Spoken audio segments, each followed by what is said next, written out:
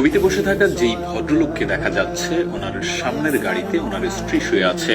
স্ত্রীর জানাজা হওয়ার কথা ছিল রাত 9টায়, কিন্তু উনি চাচ্ছিলেন না যে এত রাতে জানাজা হোক। মৃত মানুষকে যত দ্রুত সম্ভব কবর দেয়া ভালো, এই ব্যাপারটা মাথায় রেখে কাউকে বলতেও পারছিলেন না যে ওকে আরো একটু থাকতে দাও আমার সামনে, আমি এখনো ওকে বিদায় জানাতে প্রস্তুত না। এমন মুহূর্তে ওনার ছোট ছেলেটি হয়তো বাবার মনের ভাষা বুঝে ফেলেছিল। তারপর পরিবারের সিদ্ধান্ত হলো জানাজা হবে সকালে।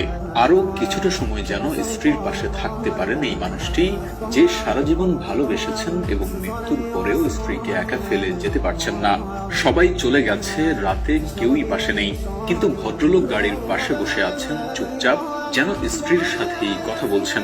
কোনো শব্দ নেই, কোনো কান্না নেই, শুধু একা নীরব সঙ্গ।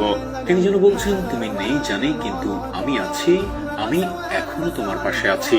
এটা কেবল ভালোবাসা না, এটা সঙ্গ, এটা প্রতিশ্রুতি, এটা এমন এক সম্পর্ক যেখানে মৃত্যুর সীমানা নয়। এই ঘটনাটা আমাদের শেখায়, ভালোবাসা মানে শুধু জীবনের সাথী হওয়া না, ভালোবাসা মানে মৃত্যুর পরেও সঙ্গী হওয়া, ছেড়ে না যাওয়া, পাশে থাকার অঙ্গীকার করা। আমরা সবাই জীবনে এমন একজনকে চাই যে শুধু জীবিত থাকাকালীন আমাদের ভালোবাসবে না, আমাদের অনুপস্থিতিতেও পাশে থাকবে, নিঃশব্দে, নিঃস্বার্থভাবে।